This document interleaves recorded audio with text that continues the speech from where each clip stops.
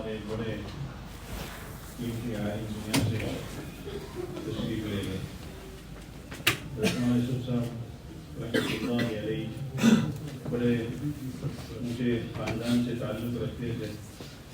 جیسے بہت سے حضرات جانتے ہیں کہ ان کے پردادا وہ دارالعلوم دارالعلم میں جو ہے اس سے بانی تھے. تو وہ جو نیکی اور خیر یہ ان کے اندر بھی منتقل ہوئی تھی. اور الحمدللہ جب سے یہ فارغ ہوئے اس وقت سے دین کے کام میں لگے ہوئے تھے.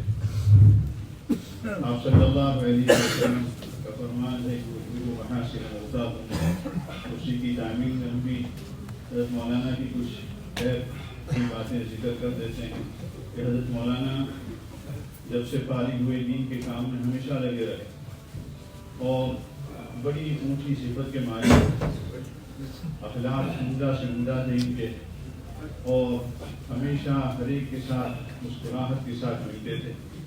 اور اللہ پاک نے بہت توازن بھی نصیب فرمایا تھا کہ ایسا محسوس ہوتا تھا کہ جیسے یہ اپنے آپ کو مولوی ہی نہیں سمجھتے، اتنے ڈاؤن ٹو ارتھ تھے.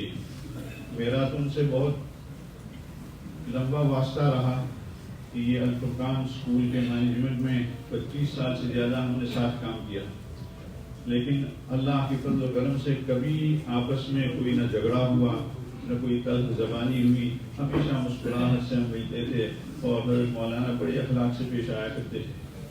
یہاں تک کہ ایک بعض مرتبہ تو رات کو 2 بجے تک 4 بجے تک صبح تک بھی میٹنگ جاری رہی ہماری. بعض کوئی مسائل پیش آتے تھے اس وقت، لیکن الحمدللہ حضرت مولانا کے ساتھ بہت اچھی دوستی اور رفاقت رہی.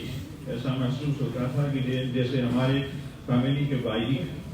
اور ہمیں تو یہ بھی ان کے ساتھ یہ نصیب ہوا کہ ہمیشہ میٹنگ میں جب بھی نماز کا وقت ہوتا تھا تو حضرت مولانا ہی ہمارے امام ہوا کرتے تھے.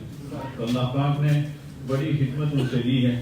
یہ اسکول میں جو کئی 100 کے حساب سے 1000 کے حساب سے بچوں نے تعلیم حاصل کی اور آگے جا کر ان میں سے کتنے علماء بنے، مفتی بنے اور دین کے مختلف کاموں میں لگے، یہ سب انشاءاللہ تعالیٰ ان کے حساب میں ہوگا اور ان کے لیے انشاءاللہ تعالیٰ یہ ثواب جاریہ ہوگا. اسی طرح حضرت مولانا کی اور بھی بہت سی دینی خدمات میں انہوں نے حصہ لیا.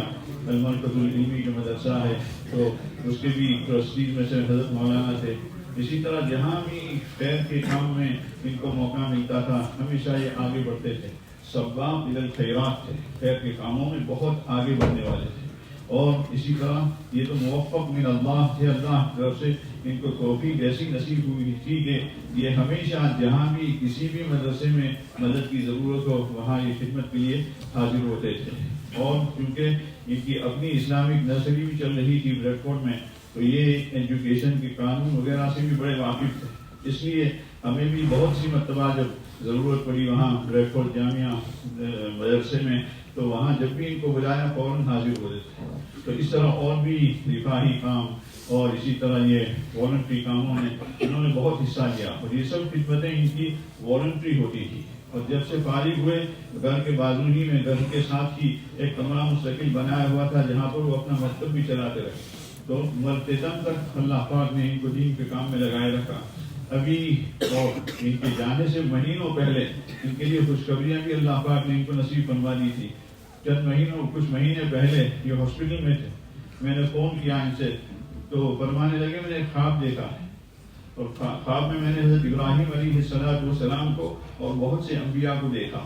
اور پھر وہ آگے بولنا چاہ رہے تھے لیکن وہ رونا شروع کر دیا. اتنے رو رہے تھے کہ کھانسی شروع ہو گئی. پھر میں نے کہا کہ حضرت مولانا ابھی انشاءاللہ ہم بعد میں بات کریں گے، ابھی آپ اس حال میں نہیں ہے کہ آپ بات کر سکیں. تو خوشخبریاں تو ان کی پہلے سے شروع ہو چکی. پھر آخری حالانکہ حالت ان کی خراب تھی اور ڈائلسس کے لیے ان کو ہفتے میں 2-3 مرتبہ جانا پڑتا تھا. اس کے باوجود ان کی تمنا تھی کہ مجھے مدینہ منورہ جانا ہے. تو اس بیماری کی حالت میں خدمت کر کے مدینہ منورہ تشریف لے گئے. اور اتنی ہمت نہیں تھی کہ بھیڑ میں مکہ مکرمہ جا سکے، اس لیے وہاں نہیں گئے، لیکن مدینہ منورہ میں ضرور وہ رہے 4-5 دن کے لیے. مجھے خود فکر تھی کہ اس حالت میں کیسے جائیں گے. جس دن صبح جس دن ان کا سفر تھا صبح میں نے فون کیا، میں نے کہا حضرت مولانا کیسی ہے طبیعت؟ کب سفر فرمانے لگے میں ابھی ہاسپٹل جا رہا ہوں لیڈز ڈائلیسس کے لیے، اور وہاں سے فارغ ہوتے ہی میرا سفر شروع ہو جائے گا.